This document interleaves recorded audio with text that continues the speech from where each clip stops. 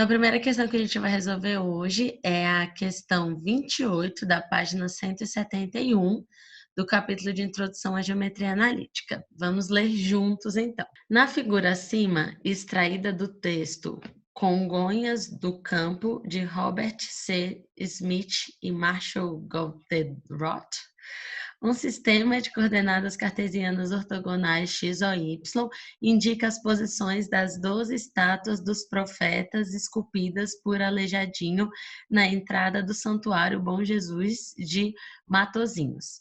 Então, Aleijadinho fez 12 estátuas e esse mapa aqui representa aonde cada uma dessas estátuas está. E são esses pontinhos aqui, A, B, C, D, F, G, até J, K, enfim. L, acho que até L.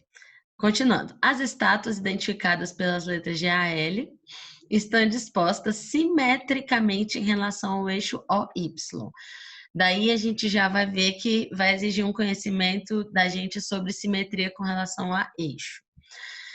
E na figura também estão representadas as escadarias e o adro em frente ao santuário. Na tabela a seguir, cada um dos pontos de A a L está associado à estátua de um profeta e são apresentadas as coordenadas de alguns desses pontos no plano X ou Y. Então, ele deu para a gente aqui uma tabela, e essa tabela traz para a gente os pontos e traz também as coordenadas de alguns deles. Só que aí a gente volta lá no texto e vê que os pontos eles são simétricos com relação ao eixo Y. Se eles são simétricos com relação ao eixo Y, por exemplo, o ponto A, que está aqui, ele é simétrico ao B. Se eu conheço a coordenada aqui do A, que é -2 e 3, que ele me deu no enunciado, eu também vou conhecer a do B. Porque se eles são simétricos em relação ao eixo Y, quer dizer que o Y deles vai ser o mesmo, então quer dizer que o Y aqui do B vai ser -3, só que o X vai trocar o sinal. Então aqui se o A é -2, o B vai ser +2. Mas o fato dele ser simétrico com relação ao eixo Y quer dizer que a distância daquele ponto ao eixo Y é igual à distância do Y até o outro ponto. Essa é a ideia. Então, a partir dessa análise, a gente vai poder preencher essa tabela inteirinha com os pontos que estão faltando. Eu já fiz isso aqui. Antes de começar a desenvolver, a gente vai analisar o gráfico, o texto e a tabela, e a gente vai ser capaz de preencher essa tabela inteira da seguinte maneira. Olhando aqui para a tabela original, ele me deu o ponto A, só que como eu disse, o ponto B é simétrico, ou seja, ele vai ter o mesmo Y e o X vai trocar. A mesma coisa vai acontecer do C com D, eles vão ter o mesmo Y, só que o X com o sinal trocado, ou seja, a mesma ordenada e a abscissa trocada. O E e o F, o G e o H, e eu fiz essa análise com todos esses pontos para poder perceber aqui quais eram as coordenadas de todos eles e julgando os itens, beleza? Então, vamos ao item 1, ver o que ele pede aqui. Item 1. É possível que o gráfico de uma função polinomial da forma y igual a f de x de grau igual ou superior a 6 contenha todos os 12 pontos. Então, eu quero criar uma função polinomial de grau 6 ou mais. Por que de grau 6 ou mais? Porque se a gente fosse desenhar uma curva passando por todos esses pontos, ela ia cruzar no mínimo 6 vezes o eixo x. Então, ela tinha que ser de um grau 6 ou mais. Mas vai acontecer uma coisinha que vai tornar esse item errado. Porque se a gente olhar aqui nesse desenho, a gente vai ter o A e o E com a mesma abscissa. A gente pode até conferir aqui do lado, né? O A tem a abscissa -2 e o E também. Assim como, por exemplo, o F e o B também vão ter a mesma abscissa. Se isso acontece, quer dizer que eu teria que ter, em algum momento do meu gráfico, uma parte dele paralela ao eixo Y. Só que um gráfico que a gente chama de suave, contínuo, de uma função, ele não vai ter quebras, assim, ele não vai ter subidas e descidas, retas, e depois faz curvinha. Não, ele é todo suave, ele é todo contínuo. Então, ele não pode ter um intervalo paralelo ao eixo Y. Ele vai estar constantemente ou crescendo ou decrescendo, mesmo que seja um crescimento e um decrescimento quase que imperceptível. Mas ele não vai estar paralelo ao eixo Y. A gente não vai ter esse caso. Então, esse item está errado por conta dos alinhamentos desses pontos, por exemplo, A e E B e F, que definiriam um gráfico com partezinhas paralelas ao eixo Y, o que a gente não pode ter numa função polinomial. Beleza? Então, esse item 1 está errado. Eu escrevi mais ou menos isso aqui. Item 1 está errado. Item 2. A estátua do profeta Naum está localizada no ponto de coordenadas 10 e 1. Aqui, a partir do momento que eu completei a tabela, eu já posso julgar esse item, né? O Naum, ele vai ter a mesma ordenada do Amós, que é o I, né? O J e o I tem a mesma ordenada, mas a abscissa vai ter o sinal trocado. Então, a gente não vai trocar o sinal da abscissa e da ordenada, a gente vai trocar o sinal só da abscissa. Por conta disso, a parte aqui do X ela vai ficar positiva, mas o Y não, o que vai tornar o item errado. Então, vamos analisar aqui o que eu escrevi. Trata-se do ponto J. Observando na tabela acima, temos que, de fato, a abscissa é positiva, mas a ordenada não trocará de sinal, ficando negativa, e o item vai ser errado. Item 3. A equação correspondente à reta que passa pelas estátuas de Baruch e de Daniel é tal. Bom, uma vez que eu conheço esses dois pontos, Baruch e Daniel, eu consigo determinar a equação da reta fazendo um falso determinante, né? Aí eu faço falso determinante, coloco x e y e vou descobrir qual é a equação da reta. Então, olha só, já deixei aqui no esquema. Os pontos que representam as estátuas de Baruch e Daniel são os pontos menos 4 e 0 e menos 2 e 3. Para determinarmos a equação da reta, podemos colocar esses valores em um falso determinante, junto com o par ordenado x e y. Esse par ordenado é o que vai me permitir descobrir a equação da reta, né? E igualar a zero. Por que igualar a zero? Porque eles vão estar alinhados, né? E aí, toda vez que o determinante for igual a zero, quer dizer que eu estou falando de pontos alinhados. Pois estarão alinhados.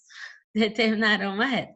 Eu vou abrir aqui para a gente editar e resolver essa continha aqui. Então, menos 4 vezes 3 vai dar menos 12, menos 2 vezes y, menos 2y, e 0 vezes qualquer coisa, 0. Para a esquerda, para o outro lado, a gente vai trocar o sinal. 0 vezes menos 2 vai dar 0. 3 vezes x, troca o sinal, menos 3x. E menos 4 vezes y, tem que lembrar que tem que trocar o sinal. Então, menos 4y, quando eu troco o sinal, vai ficar 4y, beleza? E aí, isso vai ser igual a zero. Então, aqui eu vou escrever menos 3x. 4y com menos 2y vai dar mais 2y. E menos 12, né, igual a zero. Beleza. Para a gente julgar o item, a gente vai isolar o y, tá bom? Então, aqui vai ficar, deixa eu fazer uma outra etapa aqui, y, 2y, vai ser igual a 3x mais 12, né? Então, y vai ficar igual a 3x sobre 2, né? Mais 12 sobre 2. E aí, eu vou dividir essas duas parcelas aí por 2, né? Para ficar igualzinho a resposta, o x vai ficar multiplicado por 1,5 e a parte que vai estar sozinha é o 6, o que vai tornar o item errado, né? Porque lá no item está igual a 4 e a gente encontrou igual a 6. Beleza? Então, eu vou deixar isso daqui bonitinho, do jeito que a gente achou, resolveu. E escrever aqui que o item está errado. E seguir a nossa vida. Vou deixar aqui por enquanto, vamos ler o 4. Nesse sistema de coordenadas, a distância entre a estátua de Jeremias e a de Jonas é inferior a 11 unidades de comprimento. Beleza. Ó, os pontos que representam as estátuas de Jeremias e Jonas são tais e tais. Para determinarmos a distância entre elas, precisamos calcular a distância entre dois pontos. Então, eu vou fazer a distância do B para o G, né? Do ponto B e do ponto G. Para eu resolver isso, eu vou jogar aqui para o ladinho, só para poder ver na tabela. Aqui, qual é o ponto B e qual é o ponto G. O ponto B, então, vai ter coordenadas 2 e menos 3 e o G menos 7 e 3. Então, x do B é 2 e o x do G é menos 7. Então, aqui vai ficar menos, cuidado, o menos 7, e o Y vai ficar, deixa eu jogar aqui pro ladinho, o Y vai ficar, Y do B é menos 3, e o Y do G é 3, então menos o 3. Aí aqui vai ficar 2, menos com menos, mais 7, então 2 mais 7, aqui vai ficar 9 ao quadrado, e aqui menos 3 com menos 3, menos 6, né? Vou pôr aqui menos 6, mas a gente sabe que não ia fazer diferença se tivesse positivo ou negativo. 9 ao quadrado é 81, mais menos 6 ao quadrado vai ficar positivo 36. Isso daqui vai dar raiz de 117, se eu não me engano. Se eu fizer na calculadora a raiz de 117, vai dar aproximadamente, vou até trocar esse símbolo aqui, por aproximadamente 10,81. E o item falou que era 11, né? Inferior a 11. Inferior a 11. Se ela é inferior a 11, o item está certo. Muito bem. Item 5. Se os pontos A, B, C e D pertencem a uma parábola de equação y igual a ax quadrado mais bx mais c, então o A é maior que o B e o B é maior que C, então, enfim. Então, essa equação aí vale. Vamos pensar, galera? Essa daí a gente vai ter que pensar um pouquinho. Olha só. A, B e C, A, B, C, D fazem parte de uma parábola.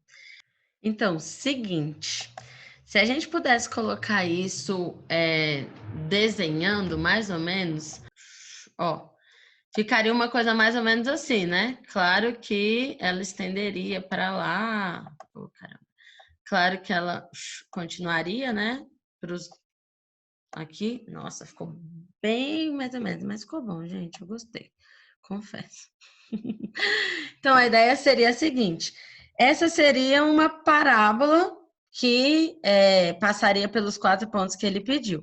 Se a gente fosse analisar essa parábola, a concavidade dela estaria para cima. Se a concavidade está para cima, quer dizer que o A é positivo, o A é maior que zero. Top. Segunda análise, essa parábola ela vai conter pontos simétricos com relação ao eixo y, ou seja, ela também vai ser simétrica com relação ao eixo y.